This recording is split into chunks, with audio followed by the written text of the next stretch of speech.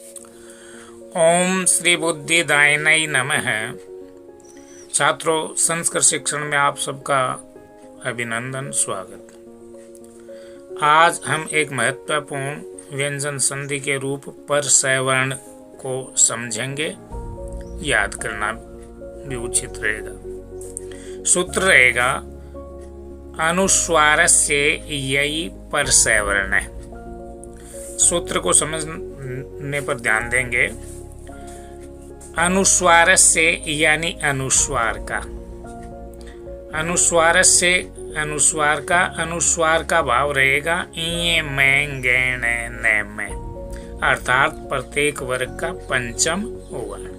यही यानी यय प्रत्याहार के परे रहने पर। अब यह प्रत्याहार के अंतर्गत आप समझना चाहेंगे तो ये वर्ण रहेंगे य व र ल इ में गैण न में ज ब ये घ ढ द से ज ब ग ढ द ख प छ ठ थ और क प ये। अब अपन समझने के बाद ये देखेंगे पर सवर्ण का भाव क्या रहेगा। पर सवर्ण यानी बाद वाले समान वर्ण के अनुसार संधि होगी, यानी पहले पद के बाद जो संधि विच्छेद करने पर दूसरा पद होता है तो दूसरे पद के शुरू में कैसा वर्ण है उसी के अनुसार उसी वर्ण का पंचम वर्ण यानी अनुनासिक वर्ण अनुस्वार का रूप ले लेता है। देखेंगे पर सवर्ण बाद वाले पद के अनुसार पंचम वर्ण होता है। सूत्रस्यार्थ यानी सूत्र का अर्थ अनुस्वार को यय परे रहते पर सवर्ण होता है। जैसे धन कित अंकित। अब ध्यान देंगे ये अनुस्वार है।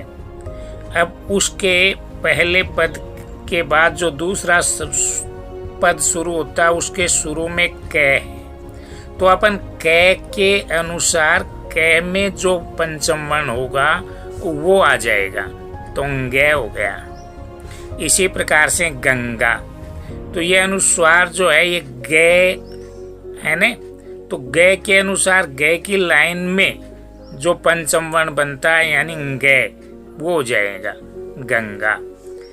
अब अगला पद देखेंगे चन धन चले, तो ये चैक में पंचम वर्ण होगा जो ये वो हो जाएगा चंचल। उसी क्रम में संजय, तो जय का पंचम वर्ण यानी चय की लाइन का तीसरा अक्षर जय और इसके अनुसार पंचम वर्ण ये हो जाएगा संजय।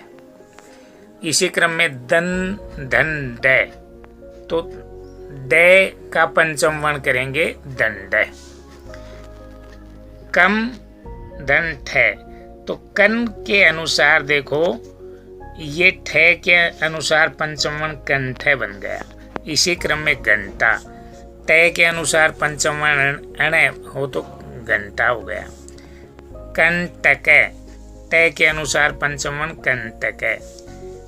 चंदनम चंदनम। संधि, तो ध के अनुसार पंचम वर्ण न हो गया। शांत, तो यहाँ पर देखेंगे तय के अनुसार पंचम वर्ण शांत है। पुनः ध्यान देंगे सूत्र पर। ये क्या कहना चाह रहा है कि अनुस्वार से यही पर सवर्ण है।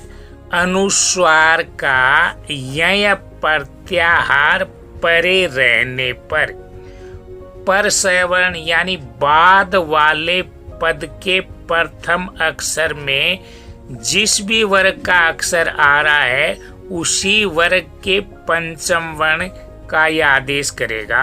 अर्थात उसी वर्ग का पंचम वर्ण कब करेंगे, जब अपन संधि करेंगे तब होगा।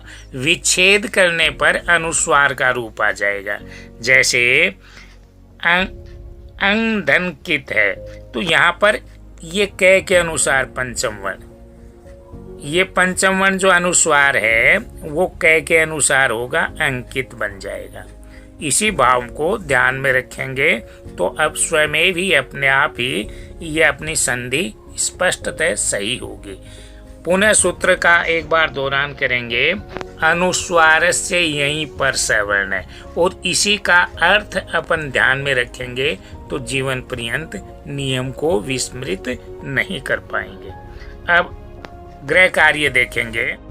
परसवर्ण संधि या अनुस्वार से यहीं परसवर्ण सूत्र को उदाहरण सहित स्पष्ट कीजिए।